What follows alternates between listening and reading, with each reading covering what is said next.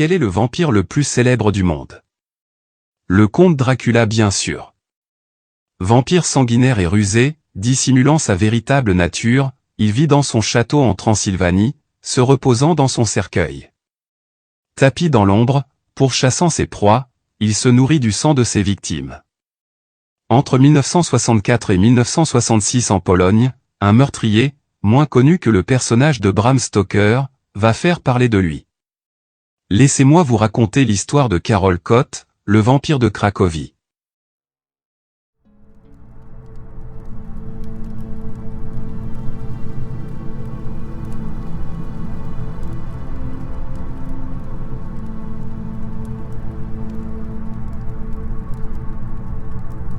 Dans les années 1960, les habitants de Cracovie vivaient dans la crainte d'un vampire qui rôdait dans l'ancienne ville polonaise, à la recherche de victimes pour assouvir sa soif de sang.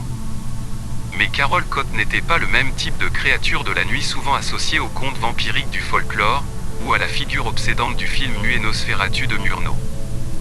Ce vampire-là était un maniaque armé d'un couteau qui s'en prenait aux personnes âgées, comme aux jeunes.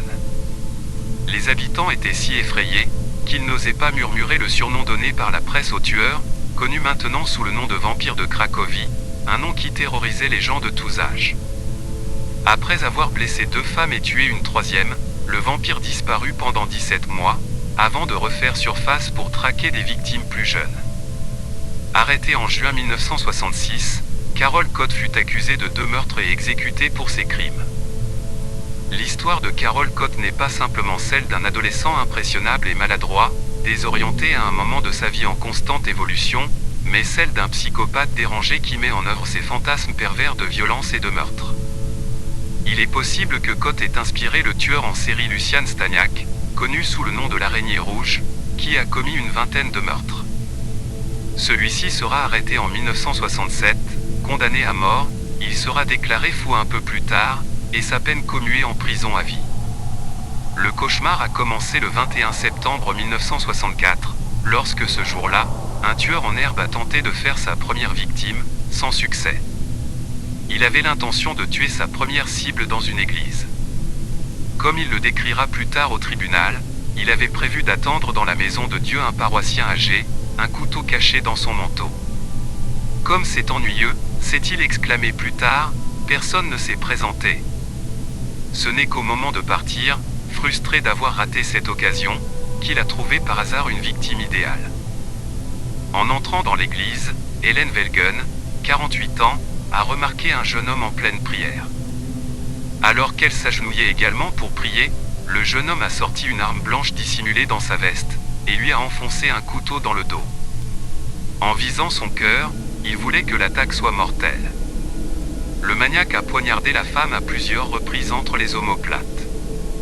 Grièvement blessée, elle s'est effondrée au sol en état de choc. L'agresseur s'est alors rapidement précipité hors de l'église, persuadé que la femme était morte. Mais par chance, elle a survécu.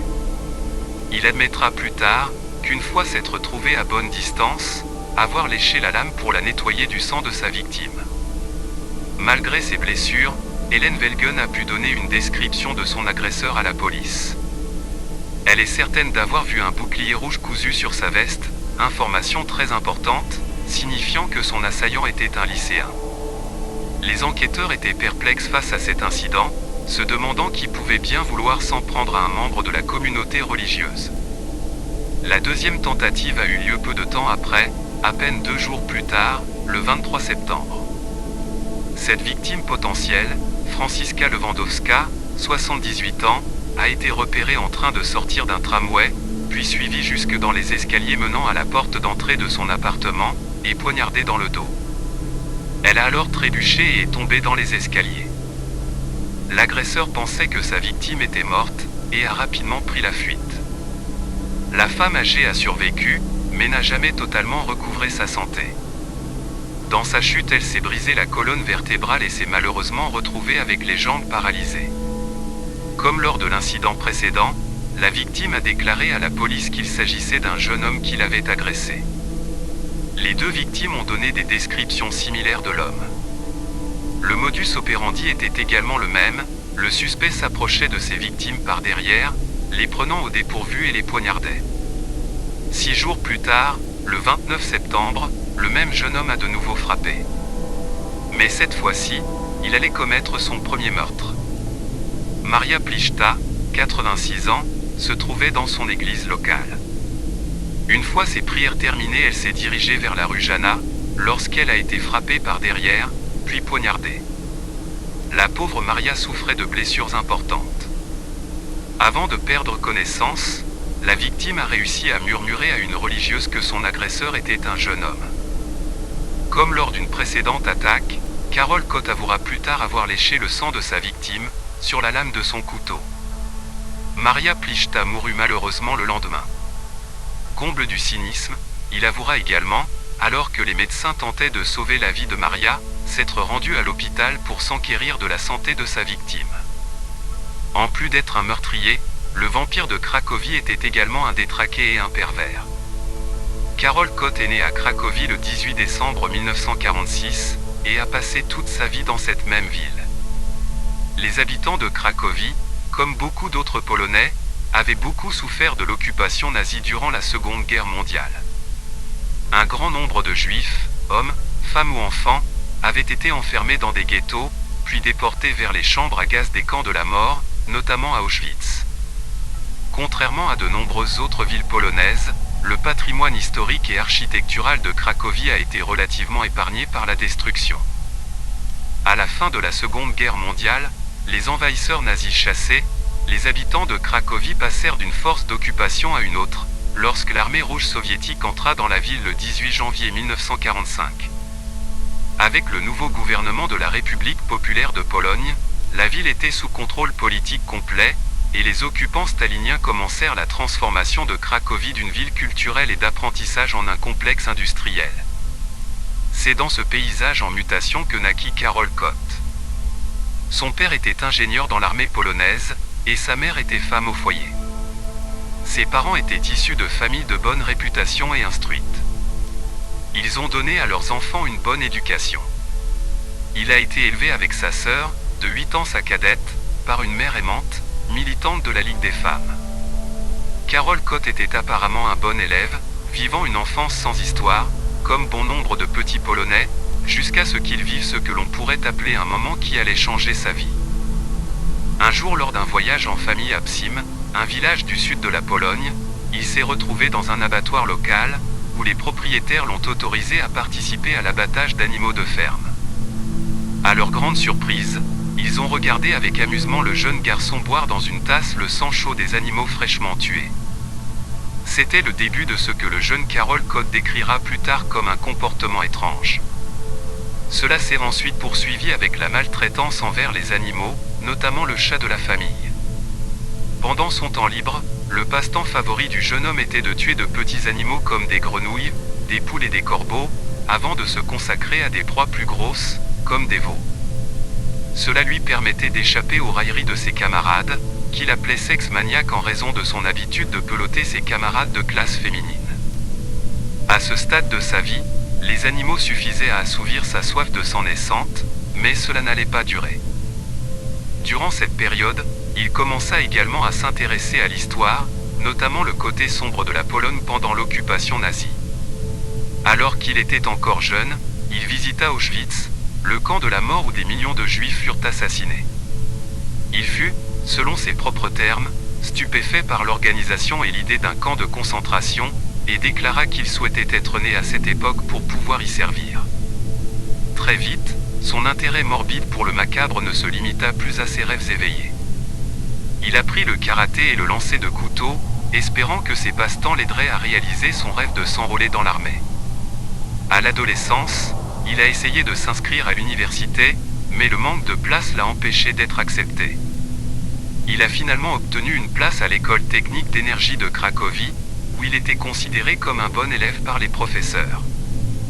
Au lycée, il s'inscrit dans un club de tir, et devient rapidement l'élève vedette aux yeux de son entraîneur, se classant même 10e dans la catégorie junior. L'entraîneur lui a même confié le rôle d'adjoint aux affaires économiques du club, lui permettant l'accès au magasin d'armes et de munitions. Avec une carabine à air comprimé qu'il garde à la maison, il tire sur la viande que sa mère lui a achetée pour le dîner, histoire de tester la puissance de la balle. L'entraîneur avait confiance en Carol Cott, et l'avait même invité chez lui à manger. Après l'énoncé de sa sentence en juillet 1967, Carol Cott a déclaré « Quand j'ai lu le dossier de l'enquête et vu une lettre de l'entraîneur au ministère de la Justice, dans laquelle il protestait contre mon arrestation, j'ai ri sincèrement. Il ne savait pas que son fils était sur ma liste d'exécution. » On ne sait pas si Carol Cott a fait le choix de ne pas assassiner le fils de son entraîneur, ou s'il a été arrêté avant d'avoir pu mettre son projet à exécution. Plus tard, lorsqu'il a finalement réalisé que son élève préféré était réellement responsable des crimes dont il était accusé, l'entraîneur a envoyé à Carol Cott une lettre pleine d'indignation et de regret, dans laquelle il lui demandait de rendre son badge de sportif, expliquant qu'il n'était pas digne du titre d'athlète. Il était littéralement fasciné par l'histoire des camps de concentration nazis, et a déclaré à ses interrogateurs après son arrestation. « Je rêvais de meurtres de masse dans les chambres à gaz, de rafles, de déportation des gens. Je voulais assassiner toutes les femmes. » Il aimait collectionner des manuels médicaux sur l'anatomie humaine et la toxicologie, et avait des connaissances en médecine légale. « Saviez-vous, a-t-il demandé avec désinvolture aux policiers qui l'interrogeaient, que le chemin le plus facile vers le cœur est par le dos. À la maison, la vie était difficile pour sa petite sœur. Quand leurs parents étaient absents, il la maltraitait physiquement et mentalement. Après une journée décevante au stand de tir, il la battait pour soulager sa frustration, avec n'importe quoi, une ceinture, un bâton ou même avec un cintre. Une fois, il a failli lui crever un œil. Lorsqu'elle pleurait, il l'enfermait dans une pièce. C'est en septembre 1964, à l'âge de 17 ans, que Carol Cott a délaissé les animaux comme proie. Il allait franchir un échelon dans l'horreur, et s'attaquer aux femmes. Après 2 agressions infructueuses, il a finalement tué Maria Pliszta. Alors que la police recherchait le vampire de Cracovie, Carol Cott a momentanément interrompu sa folie meurtrière, et a cherché une autre méthode pour faire des victimes. Il en expérimenta différentes, comme l'utilisation du poison et du feu. Il se procurait de l'arsenic et commençait à fréquenter les bars populaires le week-end. Là, il prenait une bouteille sur le comptoir, et lorsqu'il était sûr que personne ne regardait, il mélangeait le contenu avec de l'arsenic, espérant que quelqu'un boirait le liquide plus tard, et serait empoisonné. Mais personne ne le faisait.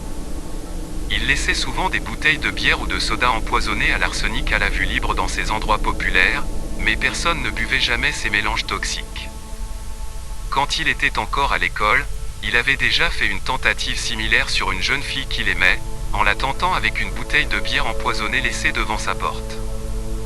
De même, il a un jour versé une grande quantité d'arsenic dans la boisson d'un camarade de classe, mais le garçon a remarqué une odeur suspecte et a refusé de la boire. Lors de son procès, à l'été 1967, des experts ont déclaré que la quantité d'arsenic utilisée par Carol Cott était suffisante pour tuer quiconque boirait la boisson. Malgré sa popularité auprès des professeurs de l'école, il n'était pas très apprécié de ses camarades de classe. Calme et réservé, il était presque morbidement timide. La seule personne en qui il avait vraiment confiance, qui essayait de le comprendre et se sentait à l'aise en sa compagnie, était Danuta, une fille plus âgée de son club de sport, et étudiante à l'Académie des Beaux-Arts. Il lui confiait tous ses secrets et ses aspirations, mais au début, elle ne prenait pas au sérieux ses tendances sadiques. En 1965, Carol Cott fit un voyage à Tyniec, au cours duquel il tenta d'assassiner son amie Danuta, en lui mettant un couteau sous la gorge. La réaction de cette dernière à cette attaque lui sauva probablement la vie. Elle s'était moquée de lui, avant de lui expliquer calmement que s'il la tuait, il serait immédiatement le principal suspect. Il avait également planifié 4 autres meurtres, heureusement tous échouèrent. Fasciné par le feu, il se mit à allumer plusieurs incendies criminels, mais à chaque fois, sans succès. Dans le sous-sol d'une maison, il mit le feu à des chiffons et à des feuilles de papier, mais le feu s'éteignit par lui-même. Il essaya plus tard de mettre le feu à des toilettes en bois au stand de tir, mais un gardien s'en aperçut, et réussit à l'éteindre. Dans une autre tentative, il réussit partiellement à faire démarrer un incendie, mais selon ses propres dires, Il fut déçu car il n'y avait pas assez de fumée. Cependant, sa passion et sa fascination pour le sang et les armes blanches ne tardèrent pas à refaire surface en février 1966. Au cours de l'hiver, Carol Cott confia à son ami Danuta qu'il trouvait du plaisir à infliger des blessures. Cette confession allait plus tard se révéler très utile à l'enquête, lorsque Danuta fit part de ses soupçons à la police. Le 13 février 1966, près de Kosciuszko, où se déroulait un concours de luge pour enfants, il repéra sa victime suivante, Leszek Kalek, âgé de 11 ans. Lors d'une agression sauvage et barbare, le jeune garçon fut poignardé à de nombreuses reprises, entraînant sa mort. Lors du procès, les experts déclarèrent que les blessures infligées au corps du petit garçon étaient bien supérieures à celles nécessaires pour provoquer la mort. Une fois de plus, la terreur était de retour dans la ville. Certains habitants commencèrent à dormir avec des planches de bois sous leurs chemises pour se protéger des blessures au couteau. Carol Cott a déclaré plus tard qu'il ressentait une sorte de frisson pervers, lorsqu'assis à la table familiale pour dîner, il entendait son père ricaner et commenter « Seul un bâtard peut commettre des actes aussi odieux ». Finalement, son ami Danuta réussit à le convaincre d'aller voir un médecin. Après un examen sommaire, celui-ci le renvoya chez lui avec des vitamines. Danuta ne se rendit pas à la police pour dénoncer son ami, refusant de prendre au sérieux ses tendances sadiques, et croyant qu'il n'était qu'un jeune homme inoffensif, affabulateur mais troublé. Mais elle ne tarda pas à changer d'avis. 2 mois plus tard, le 14 avril 1966, Carol Cott était assise sur les marches d'un immeuble de la rue Jana, attendant sa prochaine victime. Lorsqu'une fillette de 7 ans, prénommée Malgosia, descendit pour récupérer le courrier dans la boîte aux lettres, il l'attrapa et lui infligea 8 coups de couteau au ventre, à la poitrine et au dos. Cependant, des passants vinrent à son secours et elle survécut. La jeune fille ne se souvenait que de peu de choses de son agresseur, si ce n'est qu'il portait un foulard blanc. Après l'attaque, et comme si de rien n'était, Carol Cott s'est rendue au commissariat de police pour renouveler son permis de port d'armes, puis est rentré chez lui pour dîner. 4 jours plus tard, il est revenu sur les lieux du crime, allant jusqu'à demander à sa mère le nom de la victime. Après toutes ces attaques, la police était désormais soumise à une énorme pression pour trouver le coupable. Les policiers ont étendu leur enquête, augmentant le nombre de patrouilles à Cracovie, tandis que les officiers avaient pour instruction de prêter une attention particulière à tout jeune homme ayant un comportement anormal. Les enquêteurs chargés de l'affaire n'ont pas tardé à découvrir des similitudes entre les différentes attaques. Sur la base des témoignages des victimes survivantes, on savait maintenant que le tueur agissait seul, qu'il choisissait des victimes vulnérables, qu'il attaquait rapidement, infligeant des coups à l'abdomen et au haut du dos. De plus, la police était certaine que le motif des attaques n'était pas le vol. Également, l'agresseur n'a jamais parlé à ses victimes. Alors que la nouvelle de l'agression de la fillette se répandait dans toute la ville, Danuta commença à soupçonner son amie Carol Cott d'être en réalité le vampire de Cracovie. Elle décida donc de faire part de ses soupçons à la police. Le 1er juin 1966, peu après avoir obtenu son diplôme, Carol Cott fut arrêtée. Les policiers qui arrivèrent à son appartement furent étonnés de rencontrer, devant la porte d'entrée, un jeune homme gentil et poli. Étant donné le temps écoulé entre la dernière attaque et sa capture, il existe une théorie selon laquelle la police aurait délibérément retardé son arrestation jusqu'après ses examens finaux. Le fait que Carol Cott ait réussi ses examens pouvant être utilisés devant le tribunal, pour prouver qu'il était en pleine possession de ses moyens et apte à être jugé. Après un interrogatoire intensif, Carol Cott a été inculpée de meurtre, de 10 tentatives de meurtre et de 4 incendies criminels. Au début, Carol Cott a tout nié. Mais lorsqu'il a été confronté à ses victimes, il a tout avoué et a commencé à parler fièrement de ses exploits. En présence d'une de ses victimes survivantes qu'il a reconnue, Carol Cott a déclaré « Vous avez une bonne mémoire, venez ici que je puisse vous achever ». Il a rejoué certains des crimes devant les enquêteurs, leur montrant comment il tenait son couteau, et la façon dont il s'approchait de ses victimes. Il faisait tout cela en souriant à la caméra, narguant la police et la presse. En détention, il a effectué divers tests psychologiques afin de mieux comprendre son état d'esprit. de nombreux experts ont été désignés pour découvrir la cause du comportement psychopathe de Carol Cott. Ils ont déterminé qu'il avait montré des penchants étranges depuis sa petite enfance, ainsi qu'un intérêt morbide pour la mort. Après une série d'observations et d'examens psychologiques, les médecins ont été unanimes à diagnostiquer qu'il était parfaitement sain d'esprit, et qu'il pouvait être jugé et assumer pleinement les conséquences de ses actes. Lorsqu'on lui a demandé dans une interview s'il était conscient de la notion de meurtre comme crime et comme acte maléfique, Carol Cott a expliqué ses normes morales. Les hommes mauvais, a-t-il dit, étaient les ivrognes et ceux qui fréquentaient les prostituées. Selon lui, ce qui détermine la pertinence morale des actions humaines est le fait qu'elles procurent une satisfaction individuelle et un sentiment de devoir accompli. À ses yeux, il n'était qu'un meurtrier, et pas intrinsèquement mauvais. Comme il l'a expliqué, la souffrance est belle, et infliger de la douleur et de la souffrance à quelqu'un, est une œuvre d'art. Et toujours selon lui, tout le monde n'est pas capable de le faire. Il est même allé jusqu'à suggérer qu'il pourrait être libéré afin d'éliminer les indésirables en guise de service à la société. Pendant son temps en détention, alors qu'il réfléchissait à son sort, il a déclaré « Le plaisir que j'ai ressenti lorsque le couteau a coupé la victime, c'est impossible à décrire. L'expérience vaut la potence. » Convoquée devant le tribunal le 3 mai 1967, Carol Cott fit un témoignage très détaillé de ses crimes, ainsi que des projets qu'il n'avait pas réussi à mettre à exécution. Ces projets étaient si extrêmes que le tribunal le fit taire. Tout au long du procès, Carol Cott ne manifesta aucun signe de remords. Au contraire, il était détendu et semblait inconscient de la peine qu'il pouvait recevoir. Le procès suscita un grand intérêt dans l'opinion publique, la majorité des gens réclamant la peine de mort. Le point le plus controversé du procès a été l'évaluation de son état mental au moment des meurtres. 2 équipes d'experts ont été consultées et leurs avis divergeaient sur ce point précis. Les experts légistes de Cracovie ont estimé que Carol Cott était l'exemple classique d'un psychopathe, dépourvu d'empathie et d'un manque d'émotivité. Ils ont présenté leurs conclusions au tribunal et déclaré que Carol Cott était un meurtrier à la santé mentale limitée, qui ne pouvait pas s'adapter aux normes sociales.